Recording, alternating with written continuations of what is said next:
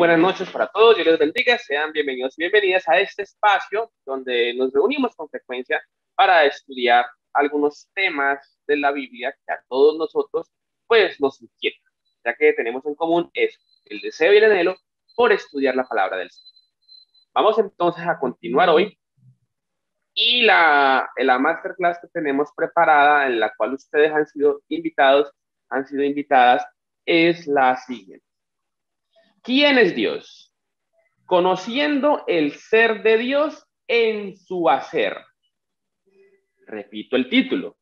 ¿Quién es Dios? Conociendo el ser de Dios en su hacer. Es importante que nosotros, digamos, para conocer a alguien, para dar la descripción de alguien, no solamente lo hagamos por lo que pensamos que es, sino por lo que sabemos que es. Si eso lo hacemos, por ejemplo, a nivel personal, a nivel de amigos, ¿cierto? Usted no mete las manos al fuego por alguien que usted no conoce. Es decir, usted no va a decirle a alguien, sí, listo, yo le ayudo como codeudor sin saber quién es. Usted tiene que saber primero ese personaje, quién es, qué trayectoria tiene, cómo es su cumplimiento, ¿cierto? O pues, de lo contrario, yo no creo pues que usted sea fiador o deudor de esa persona. Así mismo pasa todo. Y qué bueno es que nosotros para tener un conocimiento de alguien, no solamente lo hagamos porque creemos y asumimos cosas, sino porque del pasado sacamos ciertas informaciones que no son de utilidad, que no son de, digamos, de ayuda para conocer a ese alguien, a esa persona. Ahora, si nosotros hablamos de Dios, yo estoy seguro que todos tenemos una definición de Dios. Si yo hago unas preguntas aquí a los asistentes que están en Zoom o que están en Facebook, estoy seguro que me van a decir que Dios es de pronto, no sé, quizás me digan que Dios es el creador del mundo, quizás me digan que Dios es el Salvador, quizás me digan que Dios es esto o el otro, y todas esas respuestas van a estar bien. Pero si yo les pregunto ya de una manera más personal, ¿quién es Dios para usted?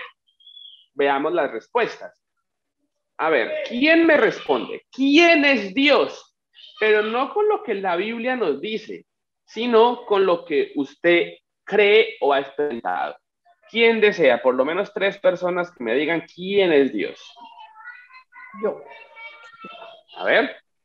A ver, pues Dios para mí es mi proveedor, ha sido mi ayudador, ha sido siempre el que ha estado allí para escucharme.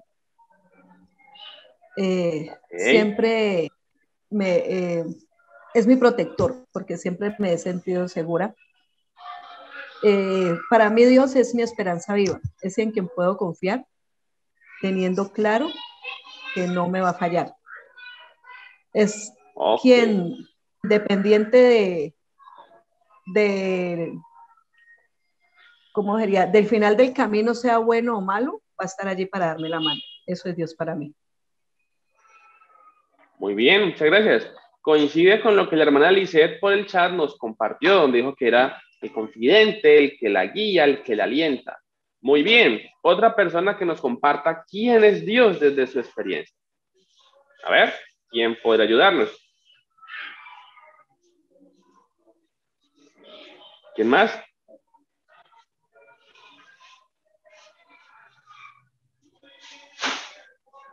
Ana Orlando, Ana Julio.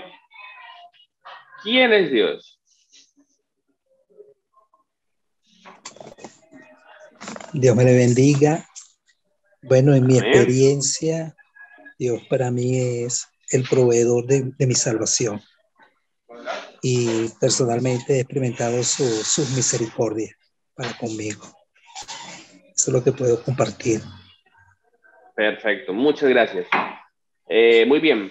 La hermana Lisette también nos comparte que es un padre presente. Qué bien eso, porque resulta que en filosofía y teología hay 2 teorías que hablan de Dios. El teísmo con T de tetero y el deísmo con D de dado. ambas consideran que Dios existe y que Dios creó lo que hay.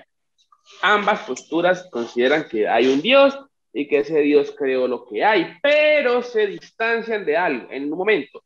Y es que mientras el teísmo cree que Dios creó y está con su creación, el deísmo dice Dios creó y se fue.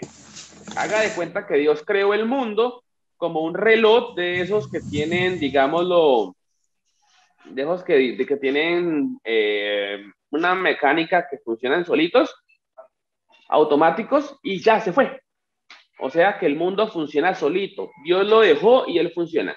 Cuidado con eso, porque muchos siguen pensándolo. Pero Dios nos da a entender por la palabra que él creó, pero creó y está con nosotros. O sea, él creó y sigue con nosotros. O sea que es muy pertinente lo que compartieron de el Padre presente. No ese Padre ausente que creó, fecundó y se va. No, sino el que fecundó, si hablamos a nivel físico de los humanos, y se queda en la crianza. Algo importante, en teología hay unos conceptos que manejamos sobre Dios y es los atributos de Dios. ¿Cómo es Dios? Y tenemos unos atributos que tal vez todos hemos escuchado, omnipresente, omnisciente, etcétera, etcétera, y son buenos. Sin embargo, hay un autor que se llama Lugoff, y este caballero va a decirnos que no se puede hablar de atributos de Dios. Está mal decir atributos de Dios. Porque cuando yo digo atributos, yo estoy básicamente dándole unas cualidades que quizás no tenga ese Dios. O sea, es como yo decir un ejemplo. Pensemos en esta cajita.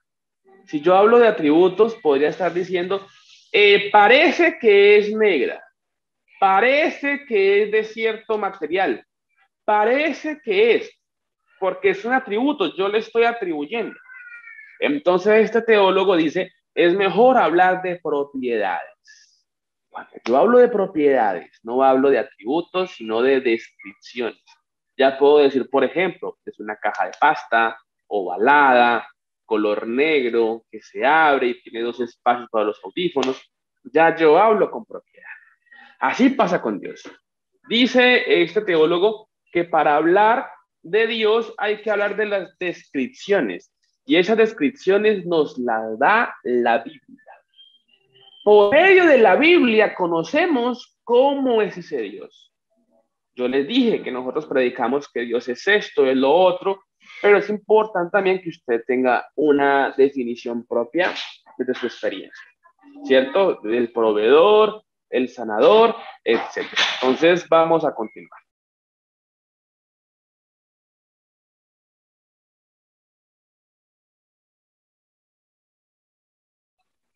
Entonces, miremos la pantalla. Este 21. Espero que sepamos, ¿cierto?, qué dice. Es muy conocido. Alzaré mis ojos a los montes. ¿De dónde vendrá mi socorro? Mi socorro viene de Dios, que hizo los cielos y la tierra. Eso dice el Salmo 121, y etcétera, los versículos.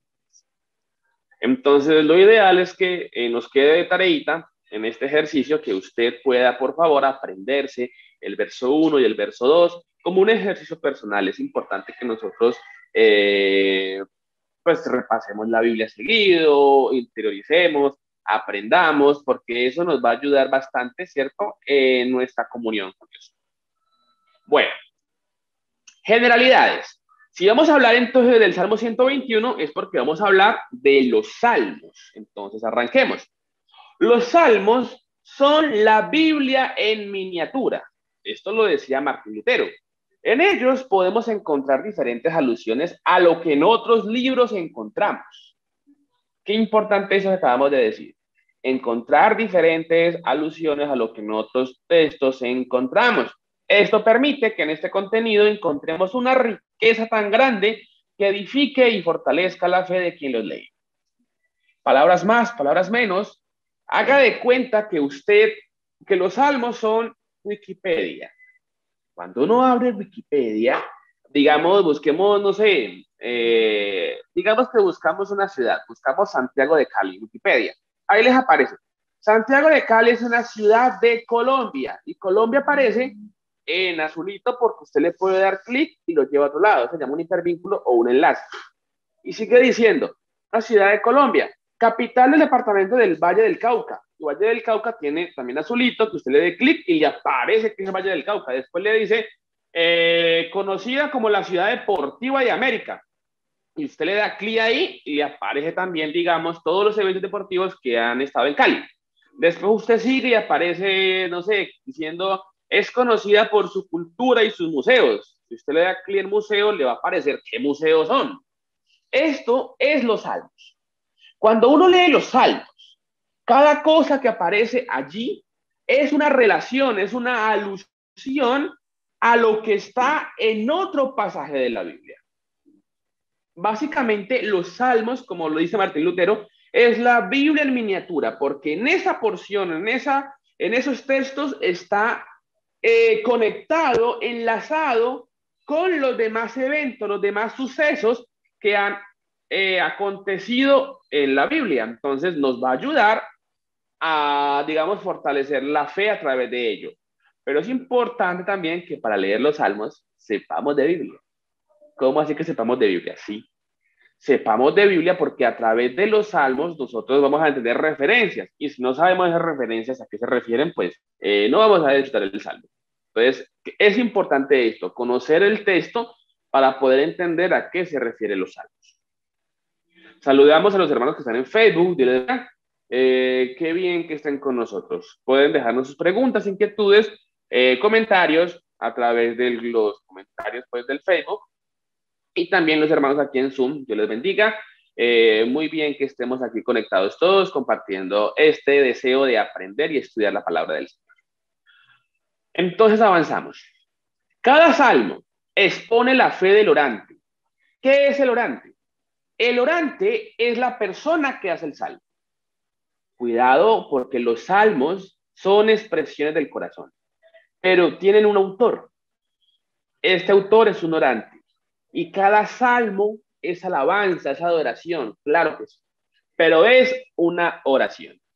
Una oración que exclama el que está allí haciéndolo.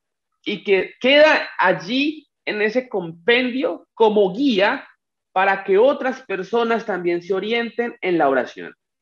Esos son los salmos. Haga de cuenta que así como tenemos el himnario nosotros y cantamos en los cultos el 23, bueno, depende del himnario que usted tenga, si es el adventista, el bautista, el fe y alabanza, etcétera, etcétera. Usted tiene unos códigos, unos números y usted los entona. Esos eran los salmos. Un libro, digámoslo así, que orientaba la adoración, la alabanza y la oración de Israel. Por eso hablamos del orante.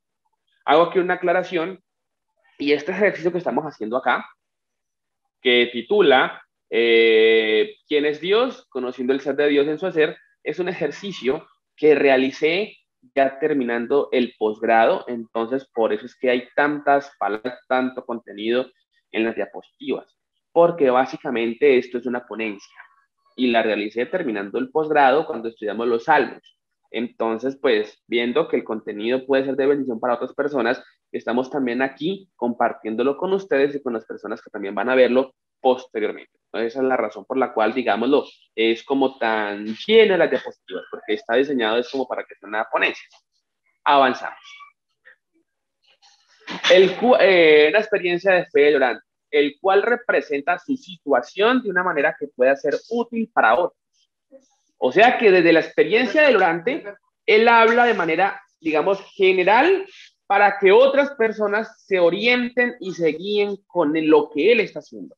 Por ejemplo, si hay una canción que diga, me llenaste, me ayudaste cuando estaba enfermo y la cantamos, eso pasa con los salmos. Se hace de esa manera para que otra persona también lo entone y se bendiga, digamos, con él.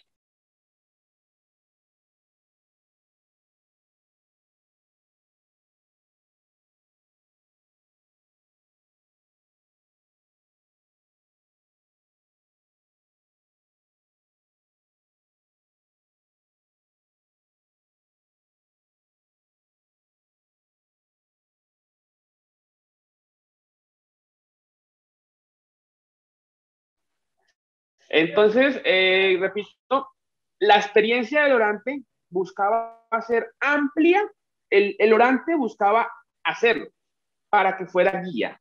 Hago aquí una anotación. Los salmos no eran solamente la expresión del corazón, digamos que yo estoy aquí ministrado y empiezo a hacerlo. No. Los salmos, y atención a esto, son una composición lenta, una composición detallada, una composición con cuidado. O sea que no es que yo esté aquí orando y diga, Señor, gracias por eso y lo otro. No, es gracias porque me diste esto, me diste lo otro, porque quiero hacer esto, lo otro. Y es una construcción con detalle. Entonces, no es algo a la ligera. No es algo que yo haga rápido. O más bien el orante, el autor, David, Moisés, el que haya sido, no es algo que él haga rápido y a las carreras. Es una construcción con cuidado, con mucho detalle, como hoy día, digamos, un compositor de canciones que diga, ¿qué será que me rima con amor? ¿Qué será que me rima con la mañana? Asimismo eran los salmos. Algo con mucho cuidado, con mucha espiritualidad, claro que sí, pero con mucho cuidado para poder representar lo que él quería hacer, esa fe, esa experiencia. ¿Entendimos esto? Por favor, afírmenlo o hacen preguntas para poder continuar.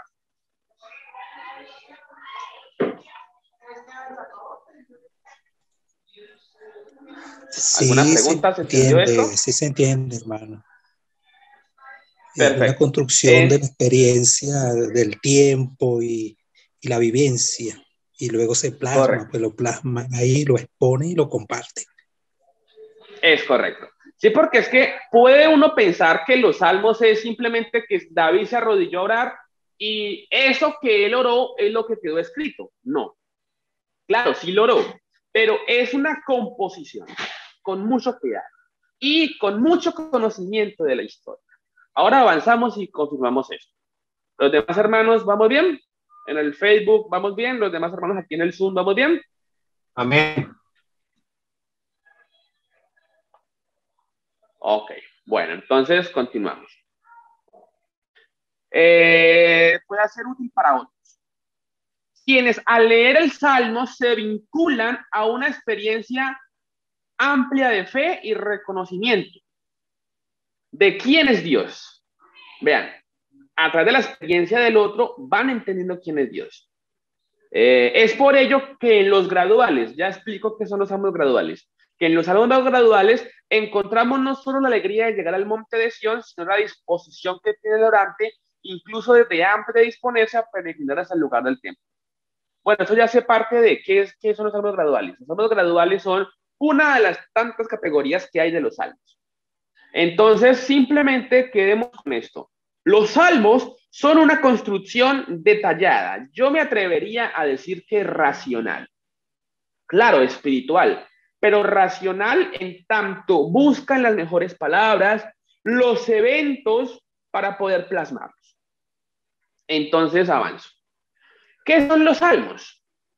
Dice Shekel, que es un autor, ya no está, pero es un autor que trabajó mucho este tema, dice lo siguiente. Los salmos son la oración de Israel. Son la expresión de la experiencia humana vuelta hacia Dios. Son expresión de la vida de un pueblo seducido por Dios. O sea, es la alegría, es la vida misma del pueblo que construye oraciones y alabanzas a Dios. En el libro de los Salmos, además de la oración, como lo dijimos hace un rato, encontramos himnos, ya sean individuales o colectivos. Veamos que los salmos fueron construidos para la oración individual, pero también grupal. Acciones de gracias por favores o bienes recibidos y claramente súplicas en aras de recibir atención por alguna necesidad. Entonces los salmos es eso, es la expresión del orante. esa expresión puede ser en agradecimiento, en súplica, en alabanzas, en adoración, en himnos, etcétera, etcétera. De hecho, hay una categoría muy bonita que son los salmos imprecatorios, pero ojo, los vemos después. Salmos imprecatorios. Después hacemos otro evento, así como este, para hablar sobre ellos, que son los salmos en los cuales el orante se desahoga tanto que pide justicia y venganza de sus adversarios. Pide que sus adversarios sean destruidos y etcétera, etcétera. Entonces, básicamente, lo que vamos a ver después será en eso, pero ahorita vamos a enfocarnos precisamente con los salmos graduales o de peregrinación. En los salmos encontramos composiciones que reflejan la experiencia de fe durante la cual es representación de la fe de todo un pueblo. O sea que cuando el salmista, el orante, ora, alaba, pide, agradece, etcétera, no lo hace solamente desde su experiencia, como quien dice gracias porque me ayudaste a mí que soy tu hijo favorito. No, él lo hace plasmando la experiencia de su comunidad. Si no es de todos, por lo menos de un grupo. Por ejemplo, David agradece a Dios por haber sido librado del mal cuando lo perseguía Saúl, pero no solamente porque, me guardó a mí que soy su favorito. No, Dios guardó a todos los 400, a todos los 600 que andaban con él. Por siguiente, si bien es cierto que algunas piezas denotan a un solo individuo, otras nos muestran a toda una comunidad, como lo dije hace un momento, la experiencia personal y colectiva. Siendo claro que los salmos tienen en sus objetivos el que sus signos u oraciones sirvan como guía de futuras expresiones íntimas de adoración y alabanza del pueblo para con Dios. El propósito de los salmos es entonces alabar a Dios, claro que sí, pero también que el público se guíe, que el público se oriente. Entonces, si usted, hermano y hermana que me escucha, quiere alabar a Dios, quiere adorar a Dios con todo su corazón y quiere hacerlo con mucha seguridad de que lo está haciendo bien, lea los salmos. Si quiere orar bien, ore con los salmos. No estoy diciendo que tome los salmos como si fuera un rezo, no, sino que léalos.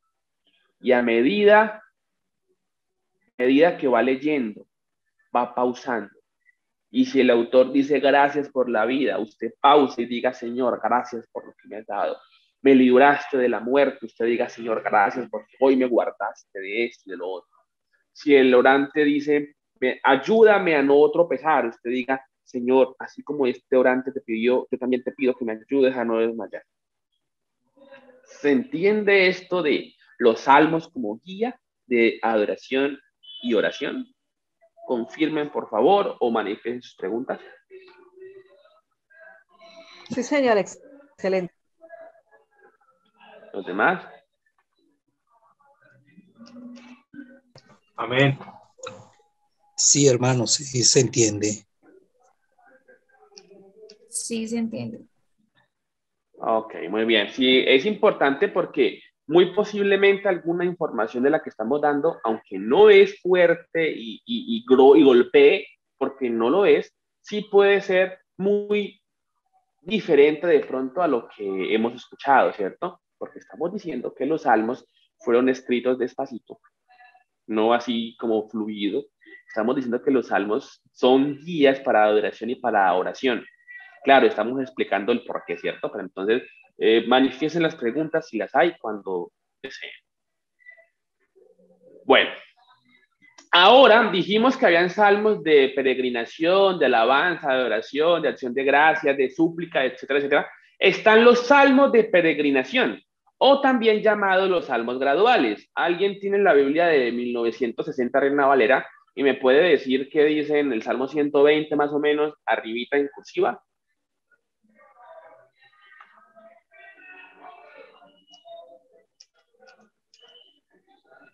Cántico gradual. Cántico gradual, correcto. O sea, se lo traduzco, salmo gradual. Cántico es salmo. Entonces, muy bien. hay categorías, y en este caso, este grupo de los 120 en adelante hasta cierto número son salmos graduales, que son los salmos de peregrinación. Ya ampliamos un poco más de eso, pero muchas gracias por compartirlo. Antes de descubrir lo que significó el Salmo 121, debemos revisar qué eran los cánticos graduales o de peregrinación.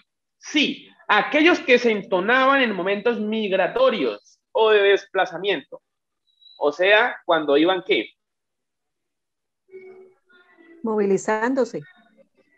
Cuando iban caminando, cuando iban del punto A al punto B. El punto A es cualquier lugar, pero el punto B, ¿cuál sería?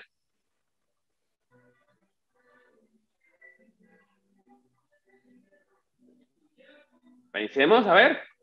Son los salmos que entonan mientras van caminando.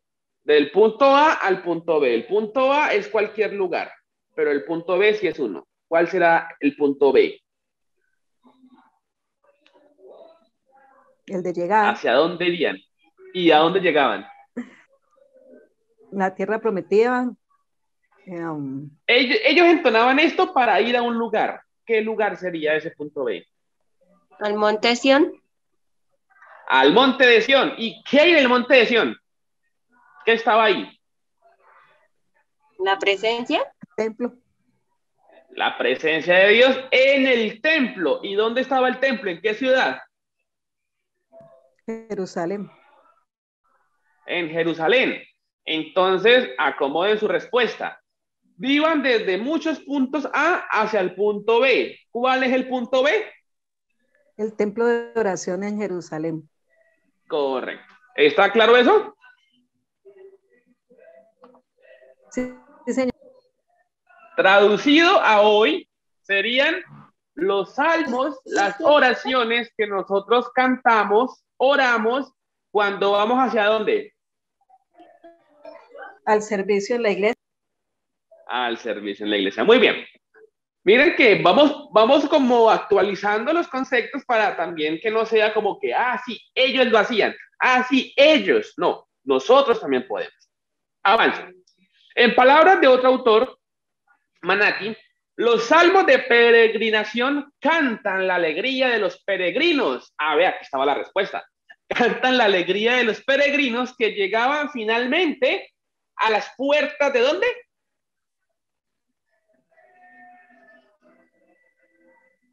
A ver, estamos. Del templo, del templo. Del templo, muy bien. Estos cánticos eran la expresión. A veces no le puedo. Perdón, es que a veces no le puedo quitar el silencio al micrófono. Dale. La expresión del. Estos cánticos eran la expresión de alegría que sentían los israelitas que a pesar de la distancia que representara su vivienda del templo, tenían al momento de disponerse para ir al lugar santo. O sea que si vivían al norte del país, al sur del país, al oriente, al occidente, o si estaban en otro territorio, en otro país, eso es alegría. Los salmos de peregrinación lo entonaban para mostrar su alegría. Entonces, avanzo. Estos salmos permiten conocer la importancia que tenía para el israelita participar de las fiestas y las actividades en el templo, lo cual no se resumía en la acción colectiva de plegarias comunitarias, o sea, que no era que esperara para entre todos alabar a Dios, sino que era también esa expresión individual, donde ese sujeto expresaba su alegría de ir a la presencia de Dios. Si bien es cierto que en el templo se celebraban los rituales de purificación, los sacrificios y todo tipo de ofrendas, el peregrino desde su casa iba alabando a Dios, y claramente no solo alabándole, sino también, ¿qué más hacía a través de la oración? ¿Qué más hacía con estos cánticos y estos signos? Agradeciendo. Bien, pero ¿qué dice la pantalla? ¿Iban qué? No solo iban alabándole, sino también protección y cuidado. Pidiendo protección y cuidado. Por favor, ¿quién me lee el Salmo 120? Cortico. ¿Quién lo tiene? Amén. ¿Vale? ¿Te escuchó? Plegaria ante el peligro de la lengua engañosa. Cántico gradual. A Jehová clamé estando en angustia y él me respondió. Libra mi alma, oh Jehová, del labio mentiroso y de la lengua fraudulenta. ¿Qué te hará o qué te aprovechará, oh lengua engañosa? Agudas saetas de valiente con brasas de enebro. Ay de mí que moro en Mesec y habito entre las tiendas de Cedar. Mucho tiempo ha morado mi alma con los que aborrecen la paz. Yo soy pacífico, mas ellos, así que hablo, me hacen guerra. Muy bien. Ahí está pidiendo ayuda, no solo del peligro, sino de la gente peligrosa. Muy bien. El Salmo 122 es la alegría de David. ¿Quién me quiere leer el 1 y el 2? El 122. Cántico de las subidas de David. Qué alegría cuando me dicen, vamos al templo del Señor. Jerusalén, ya estamos dentro de tus puertas. Muy bien. ¿Quién me lee, por favor, el 123, 3 y 4?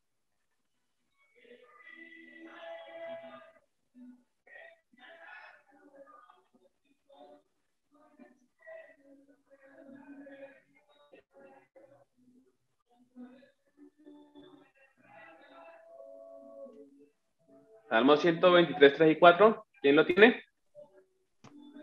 Amén. Ten misericordia de nosotros, oh Jehová, ten misericordia de nosotros, porque estamos muy hastiados de menosprecio. Hastiada está nuestra alma del escarnio de los que están en la holgura y del menosprecio de los soberbios. Muy bien, muchas gracias. Entonces miremos que estos salmos miren, nosotros, bueno, es que esto es más de la conclusión, pero adelantémoslo un poquito.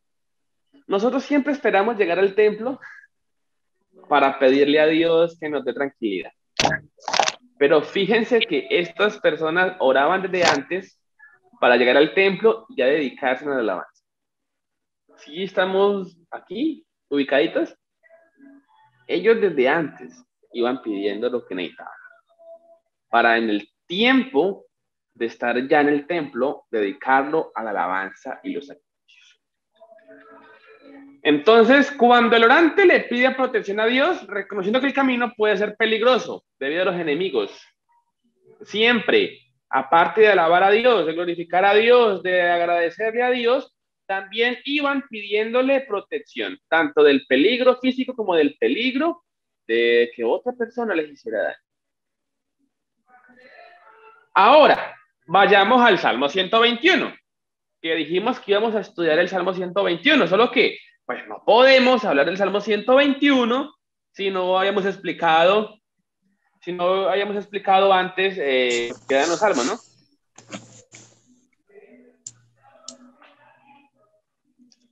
Entonces ya habiendo explicado qué son los salmos y los salmos graduales, bueno, aquí amplío algo. Resulta que se llaman salmos graduales literalmente porque eran gradas. O sea, el templo, el monte de Sión era un monte, o sea, estaba aquí todo normal y estaba una montaña y en esa montaña estaba Jerusalén. O sea que tiene mucho sentido que se llame gradual porque era por las gradas, digámoslo así, o por la inclinación que ellos iban avanzando para poder llegar hasta allá. O sea que no hay ninguna clave teológica de por qué era gradual, que esto, lo otro, no hay nada. Simplemente traduzcámoslo a lo más sencillo. Son los salmos de su vida. ¿Por qué? Porque el templo quedaba alto. Eso es todo. Pero obviamente de su vida, porque iban para el templo. Entonces, vayamos al Salmo 121. Dice, cuando el orante comienza en el Salmo 121 con la expresión, ahora ya vamos a entender un poquito el título que teníamos, que era, ¿quién es Dios? conociendo el ser de Dios en su hacer. El ser habla de lo que es, de la parte ontológica del asunto. La parte ontológica hace referencia a quién es, qué es y por qué otro no es. O sea, qué es lo que lo hace único, qué es lo que lo hace especial, qué hace que sea usted y no sea otro, qué hace que sea lo que estamos viendo y no sea otra cuestión. Entonces, eso es lo importante, eso es lo bonito, digamos, de entender el ser de Dios. El ser de Dios hace referencia a eso que es Él solamente, que nadie más lo es, que nadie más lo hace, que nadie más lo puede. A eso hace referencia el ser de Dios. Entonces, ¿quién es Dios? Y para poder responder esa pregunta de quién es Dios, por qué Él, por qué no otro, qué tiene Él de especial, lo que tenemos que hacer es conocer su hacer, conocer lo que ha hecho, conocer la práctica de ese Dios. Si alguien quiere conocer quién es usted, debe saber usted cómo se comporta. Y en este caso, nosotros no tenemos un Dios que simplemente nos ha dicho yo soy así y soy así y soy así. No, sino que ha dicho yo soy el que usted sabe que yo soy. Eso es lo que responde Dios. ¿Quién quiere saber quién soy yo? Yo soy todo lo que he hecho por usted. Yo soy todo lo que he hecho por la humanidad. Eso es Dios. Y a través de qué ha hecho Dios en su vida, qué ha hecho Dios por la humanidad, ahí nos damos cuenta quién es ese Dios. Entonces avanzo. Cuando el orante comienza en el 121 con las levanto mis ojos a los montes. ¿De dónde vendrá mi auxilio?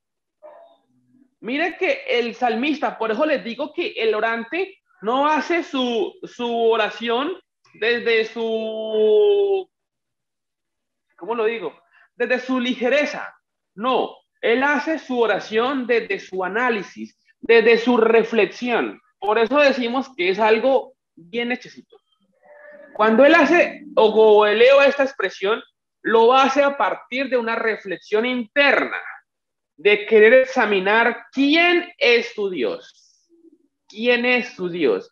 Venga, yo voy para Jerusalén, pero ¿a quién es que yo voy a adorar? ¿A quién es que yo voy? Entonces, esa es la pregunta que él se hace.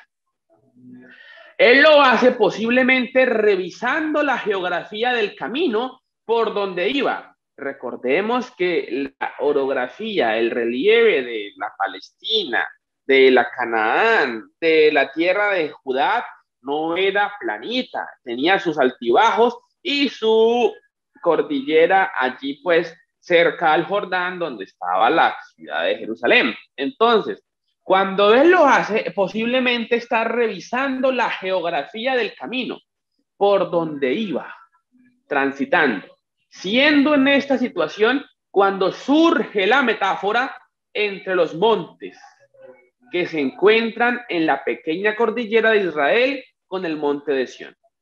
Es decir, el orante realiza una revisión que aunque existen otros montes, que aunque hay otras ciudades, no es allá, sino que es en el monte de Sión.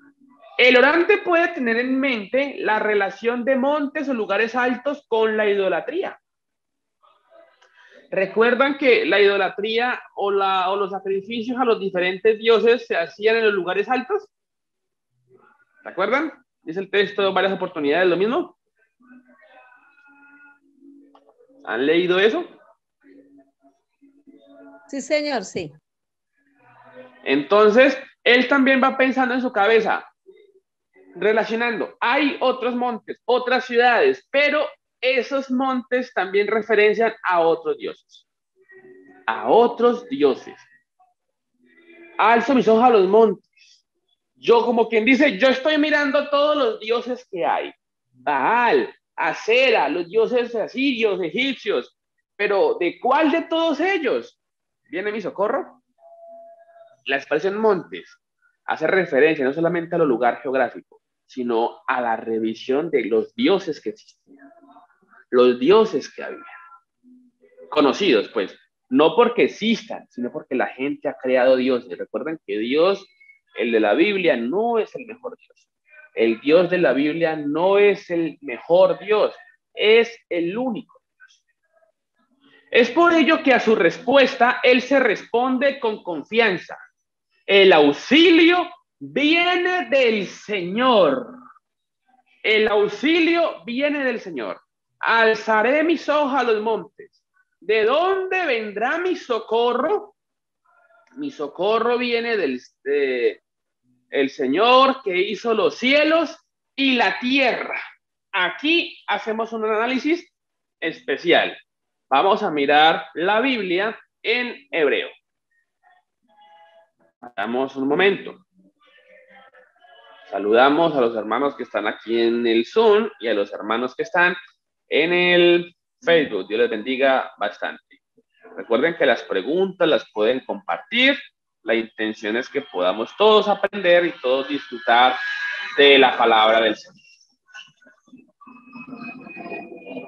Listo, aquí lo tengo en pantalla. Voy a compartirla para todos, para que podamos ver en hebreo qué es lo que nos dice el texto. ¿Ya está la pantalla? ¿Compartida? Sí, señor. Bien. Alzaré mis ojos a los montes. ¿De dónde vendrá mi socorro? Fíjense ustedes que es importante que cuando él dice mi socorro, o sea, ¿de dónde vendrá mi ayuda? Que es esta que está aquí. Mi socorro. Él lo hace diciendo de dónde vendrá mi ayuda. Pero no cualquier ayuda, ¿sino qué?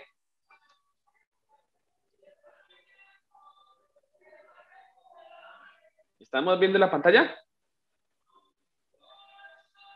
Idónea. La ayuda idónea. Curiosamente, esta palabra en hebreo que se usa aquí para socorro, que es etzer, es la misma palabra que aparece en el Génesis, cuando dice, no se halló ayuda idónea para él. No estamos hablando de Génesis, estamos hablando de Salmos. Pero cuando hablamos de la ayuda idónea o el socorro, estamos hablando de una ayuda superior. O sea, de una ayuda que no me la da cualquiera, sino que solamente la puede dar alguien superior. Alguien que es más grande que yo. Alguien que está por encima mío. Cuando él dice, alzaré mis ojos a los montes, ¿de dónde vendrá mi socorro? Hace referencia a, yo tengo plata, yo tengo oro, yo tengo carros, tengo casas, pero aún así necesito ayuda de alguien que es mucho más grande que yo. Esa es la expresión que él tiene cuando dice, mi socorro, mi ayuda. Eso es el Ezer. Ahora, miremos acá.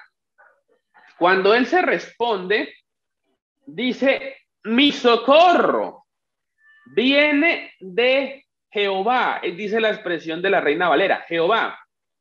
Pero la expresión que se usa en hebreo es el tetragramatón divino. Miremoslo acá. Aquí está en hebreo. Recuerden que el hebreo se lee de derecha a izquierda. Tenemos entonces una yod, una het, una bab y una het. Tetragramatón divino. ¿Por qué tetragramatón? Porque tiene 4 letras. 1, 2, 3 y 4. Estos puntos que vemos acá son vocales, que no traía la palabra inicial. Entonces él dice, ¿de dónde viene? Mi socorro viene de el Señor, del autoexistente, del eterno, del único, del verdadero. Él se responde y dice, viene de el Señor que hizo los cielos y que hizo la tierra. Qué importante es entender que nuestra ayuda no viene de una imagen, no viene de un agüero, no viene de una manilla, no viene de un rezo, no viene de un escapulario, sino que viene del Dios verdadero. Eso es lo importante, eso es lo que tenemos que tener en cuenta nosotros. Ahora, si nosotros vamos a entender un poco más lo que está viviendo, digámoslo así, el salmista, el orante, vamos a entender que esa respuesta de quién es Dios, es la misma que se hizo Moisés. Es la misma que se hizo Moisés. Ya les muestro.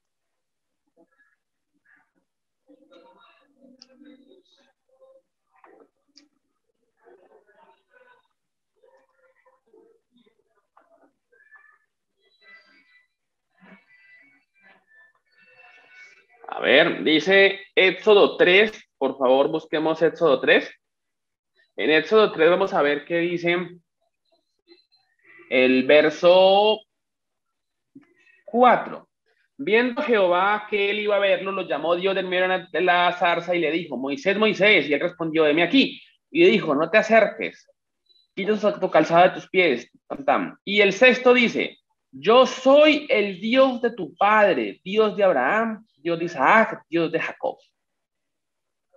Entonces, eso es lo que él dice, yo soy el Dios de sus ancestros. Dice el 11, entonces Moisés respondió a Dios, ¿quién soy yo para que vaya a Faraón y saque de Egipto? Y él respondió, ve porque yo estaré contigo, lo que decía hace un momento. No es una experiencia de yo creo porque sí, sino que es una experiencia de yo creo porque lo conozco. Y aquí, en otras palabras, la respuesta que le da Dios a esa pregunta de Moisés, ¿quién soy yo? Él le va a decir, yo, el Dios, soy el que usted irá conociendo. Yo, el Dios, soy el que usted irá descubriendo. Y por eso es que el texto 12 dice, ve porque yo estaré contigo. Moisés sigue diciendo, dijo Moisés a Dios, he aquí que llego yo a los hijos de Israel y les digo, el Dios de vuestros padres me ha enviado a vosotros. Si ellos me preguntaren, ¿cuál es su nombre? Por eso es que les vuelvo y les digo, ellos conocían a muchos dioses, y no porque sean verdaderos, sino porque los conocían, porque simplemente era muy común los dioses, el X y el Y, etcétera, etcétera. Entonces, qué importante es que él les dice, yo soy el que soy. Yo soy el Dios verdadero. Yo soy el único Dios. Entonces, vean que en el verso 14, él le dice, yo soy el que soy. Yo soy el que usted va a ir conociendo. Y tanto así que no solamente usted lo va a conocer, sino que todo este pueblo lo va a conocer. Eso es lo bonito del texto, lo bonito de Dios, que no solamente es la pregunta de quién es Dios, Dios es el que lo sana y lo salva, pero usted ni siquiera está convencido de eso. No, aquí es desde la experiencia. Por eso es que el salmista dice, Dios, ¿quién es Dios? Mi ayuda viene de Dios que hizo los cielos y la tierra, pero algo especial, él empieza a reconocer quién es ese Dios. Listo, mi ayuda viene de Dios. ¿De dónde da mi socorro? Mi socorro viene de Dios. Pero él empieza a argumentar lo que yo les decía. Yo para saber quién es, debo saber qué ha hecho. Y empezamos entonces a revisar el Salmo. Empezamos a revisar el Salmo. Voy a compartir pantalla. A ver. Aquí.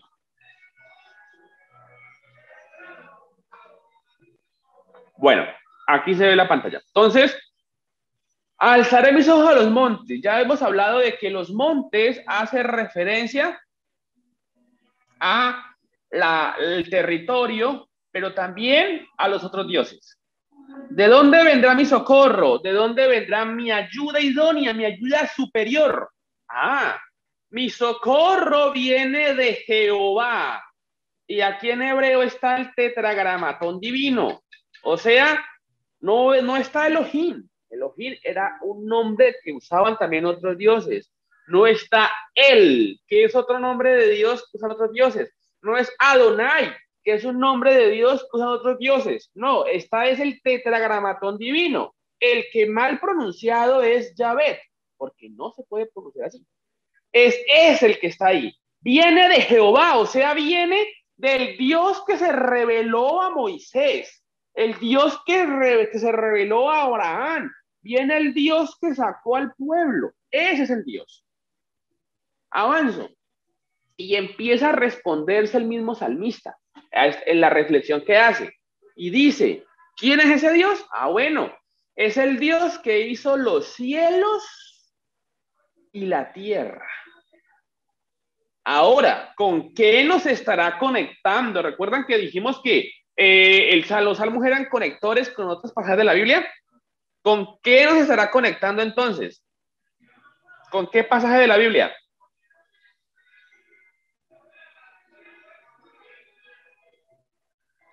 ¿Con cuál pasaje? Exacto, con Éxodo 3, cuando nos da la definición de cuál es ese Dios. Pero cuando dice que el Dios que creó los tierra, ¿con qué nos estará conectando? Génesis 1:1. Con el Génesis. Ya empezamos entonces a entender que el Génesis 1 está ahí. Entonces,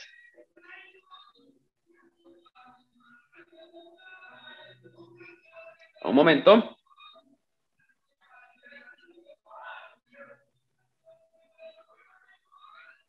Bien, entonces, hay dos conexiones hasta el momento, la conexión con Moisés, Éxodo 3, y la conexión con el Génesis 1. Ahora, no obstante, la reflexión que hace el orante no se baja solamente en un acto de confianza y fe. Por lo contrario, su declaración de conocimiento del Señor, del ser de Dios, lo hace a partir de lo que Dios ha hecho. Por esta razón, el verso 2b dice, el Dios que hizo los cielos y la tierra, ya lo leímos con Génesis 1, y algo importante, los israelitas no tenían un Dios que les habían presentado. Ese es el Dios. No. Ellos seguían y adoraban al único Dios, a quien reconocían que estaba desde antes de todas las cosas y que su acción creadora era suficiente para conocerle. O sea, era tan poderoso que creó todo lo que vemos. Por eso es la confianza del orante para sostener quién es el que lo auxilia. Asimismo, el verso 3 añade, ¿qué añade el verso 3? Veamos acá. No dará tu pie al resbaladero, ni se dormirá el que te guarda. Ese es el verso 3. Indicando de esta manera que ese Dios no solo ha creado el mundo, no solamente está por allá lejos, como lo dijimos al comienzo, ese teísmo que plantea que sí existe, el deísmo, perdón, sí existe un Dios, pero creó y se fue. No, aquí está diciendo que Dios está presente, tan presente que lo guarda en el camino.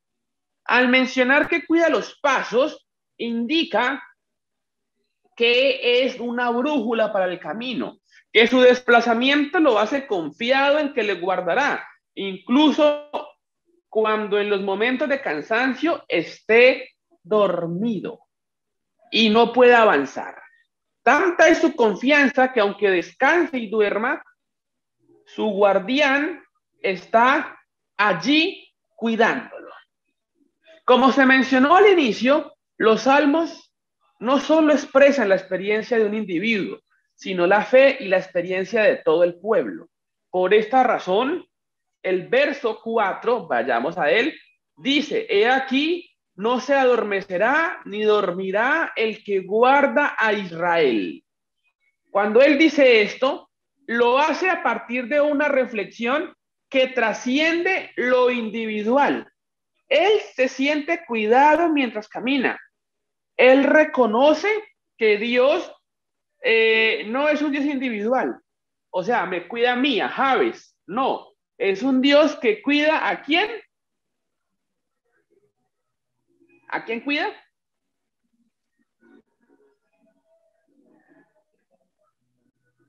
¿Qué dice el texto?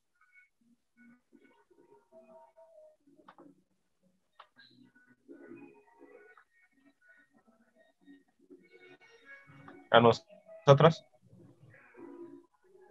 Correcto, pero ¿qué dice el texto ahí acabando el 4? Guarda A Israel. Israel. O sea que, miren lo importante, hermanos y hermanas, que no solamente nosotros digamos, ah, Dios es tan bello conmigo, ay, es que Dios es tan bonito conmigo, como si Dios solamente fuera mío.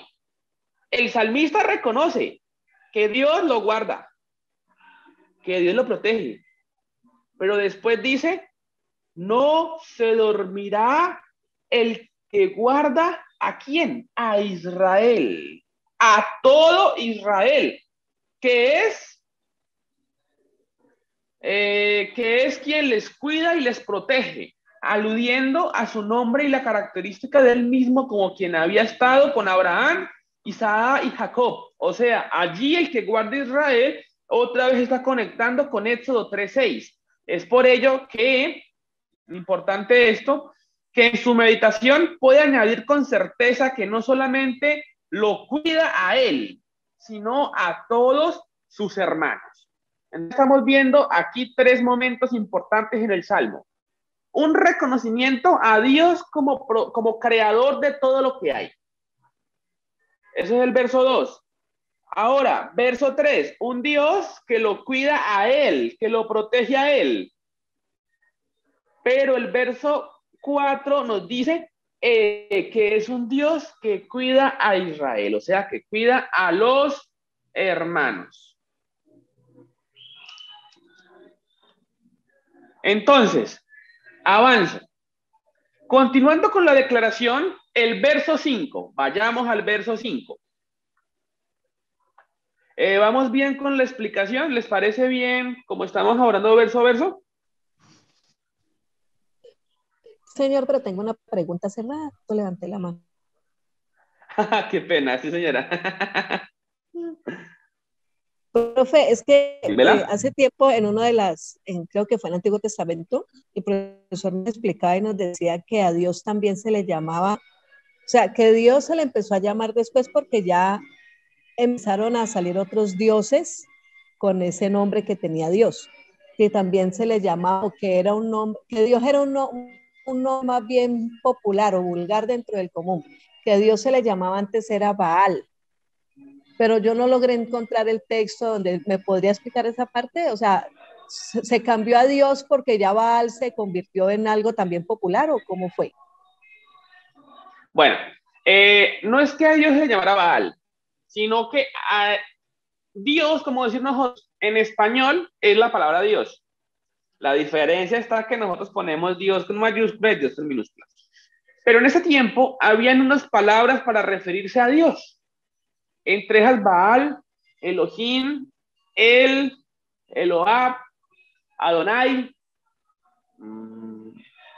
Bueno, esas. O cuando Dios dice, yo soy el Dios que soy, está diciendo, yo no soy Baal, yo no soy Elohim, yo no soy Elohab, yo no soy Adonai, yo soy, y da el tetragramatón, el YHWH, que algunos lo leen como Yahvé, no es posible leerlo Yahvé porque no hay vocales, pero es eso. Dios hace la aclaración, yo soy, mal pronunciado, Yahvé, para que ellos ya no siguieran adorando a Baal, ni a Elohim, ni a ningún otro. Hay nombres que no son malos, como el Elohim, pero el nombre verdadero de Dios era el tetragramatón, el YHWH. Eso sería como la explicación. La gente sí tenía en el ideario popular otros nombres, pero en Dios esencia, para que profe, no... lo que usted decía ¿Ya? ahorita, es lo que usted decía ahorita, él quería decir que él era el único. Correcto, él dice Baal, Elohim y todas esas expresiones no son válidas. El nombre es el mío. De hecho, la palabra Elohim traduce dioses. Elohim. La palabra singular es Eloah. Por eso Dios, para evitar confusiones, da el nombre YHWH, que es el nombre de Dios. Como quien dice, hago un ejemplo que va a ser como raro. Es como yo decirles, yo soy el profesor. ¿Cuál profesor? ¿Repito? ¿Fulanito? ¿Menganito? No, yo soy el profesor JBS, Javes. Yo, mírenme a mí. Eso es lo que yo les digo. Yo soy el que soy. Y da la expresión YHWH al español, que es muy parecido al verbo to be del hebreo. O sea, el ser o estar. Lo que es de lo que es y lo que va a ser a futuro. Entonces, es importante que nosotros entendamos que ese Dios se revela para que lo conozcamos. ¿Se respondió la pregunta, hermana Claudia? Sí, señora, excelente el ejemplo, gracias. Vamos a continuar transmitiendo y aquí estamos entonces ahorita con el salmo que sigue, el verso que sigue. Y es, Jehová es tu guardador, Jehová es tu sombra a tu mano derecha. Otro texto muy bonito, muy hermoso, el verso 6. Entonces, el verso 5. Entonces, cuando declara el verso 5, aquí hay algo especial. El orante, el salmista, declara que Dios es sombra a la mano derecha. Esto indicando que Él no solo le acompaña. A ver, les pregunto. La sombra a la mano izquierda, ¿qué querrá decir? ¿Quién va primero? ¿Yo o la sombra? Si la sombra va a la izquierda. Yo sé que depende del sol, claro que sí, pero en un nivel más amplio, si la sombra es a la mano izquierda, ¿quién va guiando? ¿La sombra o yo? Yo. Yo. Por eso la sombra pero, a la mano derecha, porque Dios va primero que yo. Porque Dios va primero y su sombra me cubre. O sea que si yo digo, Jehová es guardador, Jehová es tu sombra a tu mano derecha, es porque Dios va ¿a dónde? Primero. ¿Dónde va Dios? Excelente, no lo había llegado a ver así. Gracias, profe. Dios va primero. Veamos, por favor, leamos en Reina Valera y en NBI el siguiente texto. Salmo 86, Eso es para ponernos 14. gozosos, profe, gracias. Salmos 86, 14, por favor, en NBI y en Reina Valera.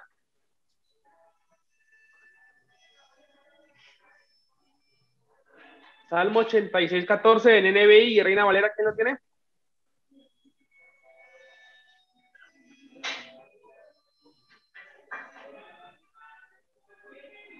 ¿Qué dice?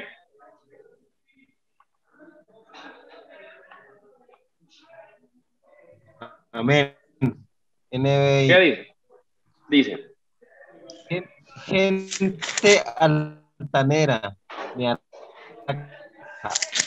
Oh Dios, una banda de asesinos procura matarme. Son gente que no te toma en cuenta. Ok, muchas gracias. Reina Valera. Oh Dios, los soberbios se levantaron contra mí y conspiración de violentos ha buscado mi vida y no te pusieron delante de sí. Perfecto. O sea, hace referencia a gente que no tiene a Dios como guía, a Dios como quien va adelante para que los cubra a ellos. Y obviamente, si es gente mala, es porque no van dirigidos por Dios. Qué bonito. ¿Ven lo bonito de los salmos que nos van conectando con otros textos? Ahora entonces sigo. El orante no solo reconoce quién es el Dios que le ayuda, sino que manifiesta su declaración de dejarse guiar. Jehová es tu sombra, tu mano derecha, o sea, Jehová es el que me guía, y en eso declara que se deja guiar. y su disposición de mantenerse debajo de su sombra, de cuidado y de su protección. Entonces, avanzo. Los salmos, como estructura textual, no solo contienen palabras de adoración, antes bien, en sus líneas están marcadas las narrativas históricas de Israel, de lo que Dios ha realizado. Por ejemplo, leamos el Salmo 136. ¿Qué dice? El 2.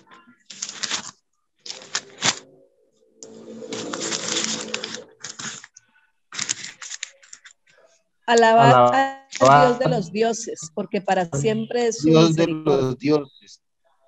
¿Y el 2? El 3, el 4, ¿qué dicen? Alabad al Señor de los señores, porque para siempre es su misericordia. Al único que hace grandes maravillas, porque para siempre es su misericordia. Al que hizo los cielos con entendimiento, porque para siempre es su misericordia. Hasta al que ahí, extendió gracias. la tierra.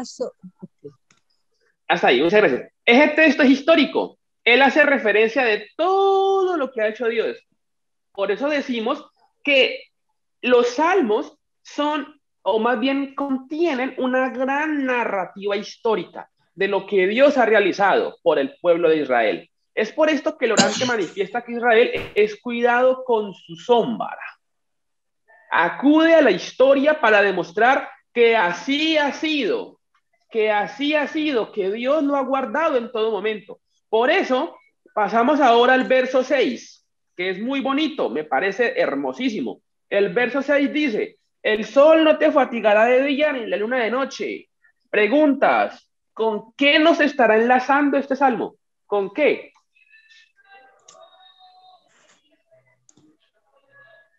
Momento histórico, ¿con qué pasaje de la Biblia? Con el pueblo de Israel en el desierto. Correcto. El sol no te fatigará de día. O sea, está acudiendo a la narrativa histórica de lo que Dios había hecho.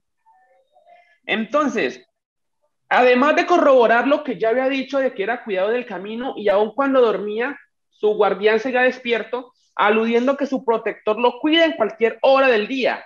Trae a memoria el paso de Israel por el desierto, cuando Dios de día lo acompañó con la nube y de noche con la columna de fuego.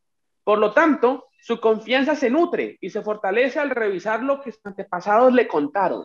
Qué importante es que contemos lo que Dios ha hecho para que tengamos fe colectiva. Lo que sus compañeros recuerdan de las grandes proezas recibidas. Ven que no es un Dios que yo creo porque sí, sino que es un Dios que ha hecho muchísimas cosas. ¿Vamos bien hasta ahí o alguna pregunta? Excelente hasta ahora, profe. Gracias. ¿Los demás?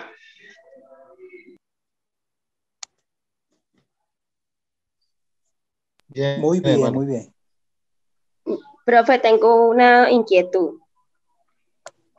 Pues ahí en el Salmo 36:2, cuando dice alabad al Dios de los dioses, ahí también se refiere al de las 4 letras. ¿Me repites, porfa, que no escuché bien? En el Salmo 130, cuando dice alabad al Dios de los dioses, también se refiere al tetragramatón. Alabar al Dios de los cielos. Ese es el Salmo El 136:2, el que vimos ahorita de Dios de los dioses. Sí. Vamos a mirarlo acá en hebreo y lo revisamos para que salgamos de la duda. 36:2.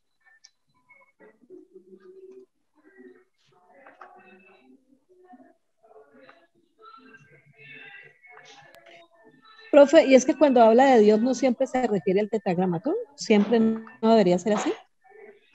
No, porque depende de la confianza que tenga ese Dios. ¿Depende de la confianza que tenga ese Dios o depende de la confianza que tenga la persona en Dios? Correcto. Okay. Depende de eso. Entonces, voy a compartir pantalla, que es lo que nos dice el texto. A ver. Aquí estamos. Dice, alabad al Dios de los dioses.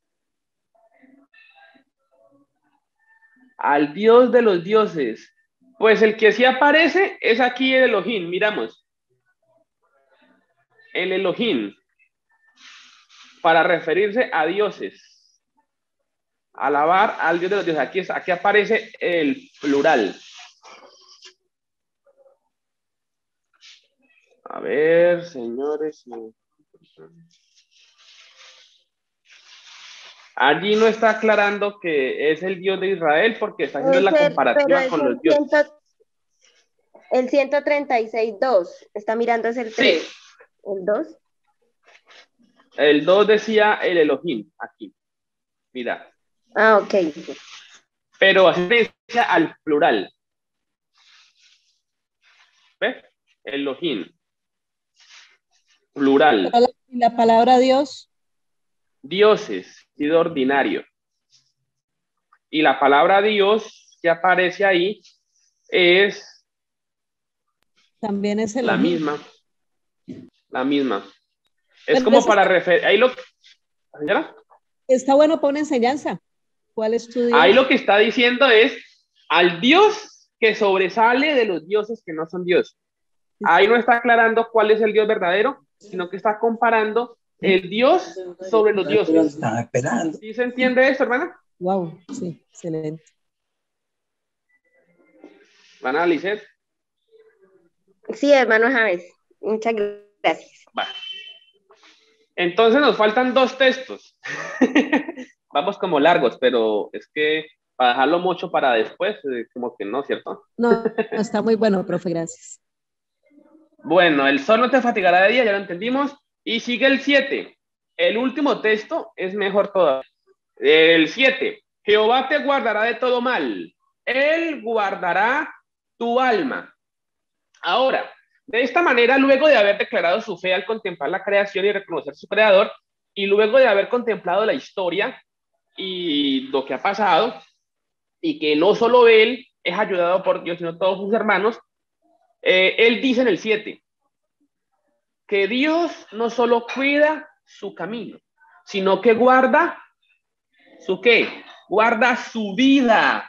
En otras versiones dice alma, en este caso aquí dice alma, pero cuando dice vida, aquí está hablando es de ¿cómo se dice? Del nefesh, o sea, de todo su cuerpo, de todo su ser, que es lo que dice Shekel, que hace referencia a la garganta, porque nefesh es garganta, pero garganta, ¿por qué? Porque aquí está la respiración. Si la respiración está muy agitada es porque estoy como enfermo, agitado, pues. Si está débil es porque me estoy muriendo. O sea que si Dios cuida mi garganta, es porque Dios me mantiene la respiración estable. O sea que me mantiene enterito. Eso es lo que quiere decir el salmista, que Dios lo cuida, que Dios lo protege, que Él cuida su vida entera, todo lo que está alrededor de Él. ¿Qué tal esa expresión de alma, de nefesh, de garganta, de respiración? ¿Vamos bien?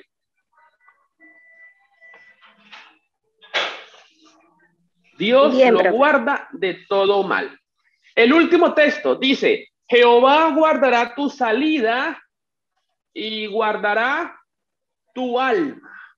Jehová guardará tu salida y, ¿cómo dice? Por favor, léanlo. Y tu entrada desde ahora y para siempre. Ese es uno de los textos más raros que tenemos porque pareciese que está al revés. Vuélvanlo a leer, por favor. Jehová guardará tu salida y tu entrada desde ahora y para siempre. Claro, podríamos decir que diría primero tu entrada y tu salida. Correcto, pareciese que estuviera al revés. Aquí sí hacemos la comparación con lo que la hermana nos preguntó hace un momento. A ver, ¿qué se me hizo? ¿Qué dice acá la expresión? Miremos acá. El texto dice, Jehová guardará tu salida y tu entrada, ¿cierto? Miren que aquí sí aparece el tetragramatón divino. O sea, ¿quién es el que te guarda? ¿Baal? ¿Algún Elohim? ¿El Baal, Acera, o quién te va a guardar? El tetragramatón divino, que es el nombre de Dios. Aquí sí aparece, hermana Lizeth. Ahora, volvamos al texto. Se me hizo. Acá, eso. Ahora volvamos al texto. Y aquí está. Entonces dice, Jehová guarda tu salida y tu entrada. Este es un texto de los más bonitos que existen. ¿Por qué? Porque el orante termina con algo clave de la teología hebrea. Y en el verso 8 dice que Jehová, o sea, el Dios que es, el Dios que es el único, va a bendecir la salida y la entrada. Concluyendo de esta manera que el Dios que le va a responder sus necesidades es el único que se ha hecho visible desde la creación del mundo. Lo ha cuidado a él, que ha protegido a su pueblo Israel. Sin embargo, su fe y declaración no es solo por el pasado, porque le contaron, sino que es porque él lo reconoce, que estaba ajustado por siempre, declarando el poder eterno en su existencia, hablando de que Dios está siempre presente aunque pasen los años y las generaciones. Esto sin descuidar que considera la salida como el cambio de una vida pasada llena de errores y la entrada como la bendición de ese Dios que auxilia y acompaña a su pueblo. Entonces, Jehová guarda tu salida y tu entrada. O sea, Jehová te va a sacar del problema en el que estás. Jehová te va a sacar de la situación en la que estás, de la enfermedad en la que estás, y te va a llevar a bienestares, a plenitudes, a bendiciones. O sea, es ese Dios que continuamente te está sacando de lo malo, te está curando de lo malo, te está ayudando de lo que no está bien y te lleva a lo que está bien. Por eso el texto dice tu salida y tu entrada, pero no solo hoy, sino cuando. Desde ahora y para siempre. O sea, él empezó hablando del Dios de que creó los cielos, o sea, del pasado full pasado. Y anda por la historia de la revelación del nombre, por la revelación de todo, por el cautiverio, por la historia misma, por su vida, y termina ¿dónde? En el futuro. O sea, ¿quién es el Dios que lo va a ayudar? El Dios que hizo muchas cosas, que ha hecho cosas y que va a seguir haciendo cosas. ¿Vamos hasta ahí? Perfecto. Es ese Dios, ese es el Dios verdadero. Entonces, concluyendo,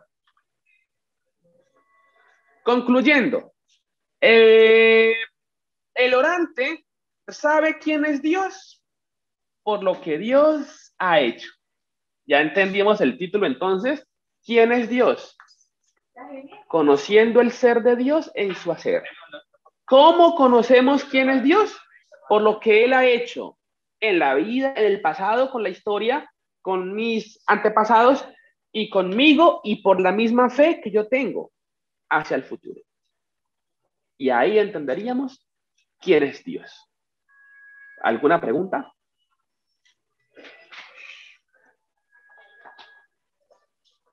¿Alguna pregunta? Por mi parte no, profe, está excelente. Bueno, y continuando, algo bastante curioso es que toda esta reflexión, toda esta prédica, digámoslo así, que el orante ha hecho, ¿dónde fue? ¿En el templo? No, señor. ¿Dónde fue? Según inicia, en el camino. En el camino. O sea que usted para llegar al templo y adorar a Dios, tiene que saber a quién va a adorar. Hay gente que no tiene una convicción de quién es Dios. Ahora, cuando el orante ya reconoce todo, es que llega al templo como destino final, pero llega ya consagrado, bendecido. Y ahora sí, adorar a Dios en colectividad. Qué importante una aplicación, y es que usted, hermana y hermano, Hablemos del domingo. Usted no va a culto el domingo a la hora que llega a culto. Usted va a culto desde que guarda su ropa el día anterior. Desde que el día anterior dijo, mañana voy para el culto.